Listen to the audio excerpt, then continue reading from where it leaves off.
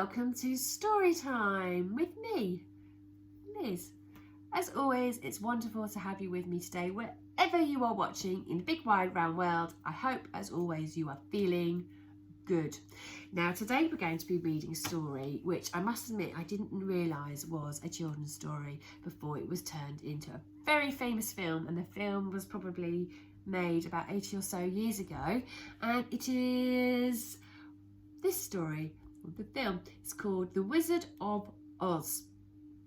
Now we have 1, 2, 3, 4, 5 main characters in this story. We have the little girl here and her other companions.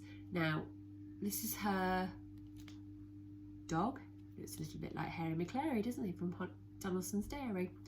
And who have we got here? Yes, we've got a lion. And we also have, do you know who he is? Yeah, that's right, it's a scarecrow. And we have he does look like a robot, but he's actually a tin man. So let's find out what happens in The Wizard of Oz. Dorothy lived on a lonely farm in Kansas with her Uncle Henry and Aunt Em and her little dog, Toto. One day, the wind began to howl. "It's a whirlwind!" cried Aunt Em. "Everyone, to the cellar!" But Toto had dashed for cover under the bed. The wind blew harder and harder until suddenly it spun the house into the air. The house sailed through the sky and landed with a bump. Dorothy poked her head outside and saw some friendly faces. "Welcome to Oz!" "Oh, please, how do I get home?" she asked. "Oh, you'll need to see the wizard," said a woman. "He lives in the Emerald City at the end of the yellow brick road." And she gave Dorothy a pair of sparkling silver shoes for the journey. Dorothy's new shoes tinkled on the yellow bricks as she walked along the road. "Hello there!" called a scarecrow. "Where are you going?" "Oh, to see the wizard," replied Dorothy. "Can I come?" said the scarecrow. "I want to ask the wizard for some brains." "Of course," said Dorothy with a smile. A few miles on, they saw a tin man. He stood stock still, his arms stuck behind his help. "Help!" he grunted. "I've rusted up." Dorothy picked up a nearby oil can and trickled oil onto his stiff joints. "We're on the way to see the wizard," she said. "Oh, can I come?" asked the tin man. "I want to ask the wizard for a heart." Well, they had barely set off again when a lion leapt out of the trees with a terrible roar. The scarecrow trembled, but Toto barked. "Oh," yelped the lion, "don't hurt me. I heard you talking about the wizard and I want him to make me brave. Let me come with you." So the four of them followed the yellow brick road as it wound on and on past forest, rivers and fields. And at last they came to the city of the glittering emeralds.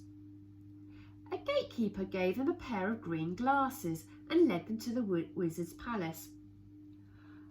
"I'll help you if you help me," said the wizard. "First you must kill the Wicked Witch." The Wicked Witch lived in a castle guarded by wolves and crows. But the Tin Man fought off the wolves, and the scarecrow scared away the crows. Furious, the witch summoned her flying monkeys, and soon the friends were prisoners in her castle. "Now you are my slaves," she cackled. "Get to work." And then the witch noticed Dorothy's beautiful silver slippers. "Oh, I want those shoes," thought the witch. So she waited until Dorothy was fetching a pail of water, and then she pushed her and pounced. Dorothy was so annoyed, she threw the water all over the witch, and at once the witch melted away into a puddle. "Oh, she's gone!" cried Dorothy quickly, putting on her shoes. "We can claim our reward." The wizard's rewards were rather strange. First, he gave the Scarecrow a handful of pins. "Now I'm sharp as a pin!" Then he gave the Tin Man a heart-shaped cushion. And for the lion, there was a bottle marked Courage. And last of all, the wizard showed Dorothy a hot air balloon. "We'll fly home," he said. But the rope snapped and the balloon took off without her. "Oh, go to the good witch Glinda," called the wizard. "She'll help you." Dorothy was in despair, but her friends took her to Glinda's palace. "Oh, I'm stuck in Oz," Dorothy cried, standing before the throne. "Don't worry," said Glinda kindly. "The silver shoes will take you home. Just knock the hills together and wish." Dorothy and Toto whirled through the air and landed back on the farm. There stood Aunt Em in front of a brand new farmhouse. Dorothy ran up and threw her arms around her. "Oh, I've been on the most amazing adventure," she said. "But oh, I'm so glad to be home." And Toto barked just to say, "Me too." Well, I do hope you enjoyed that story. It's slightly different to the film version, but nevertheless, it was a really good story and they certainly did go on an adventure. And until we meet again, remember, take care, look after one another, and as always, keep smiling. Bye for now.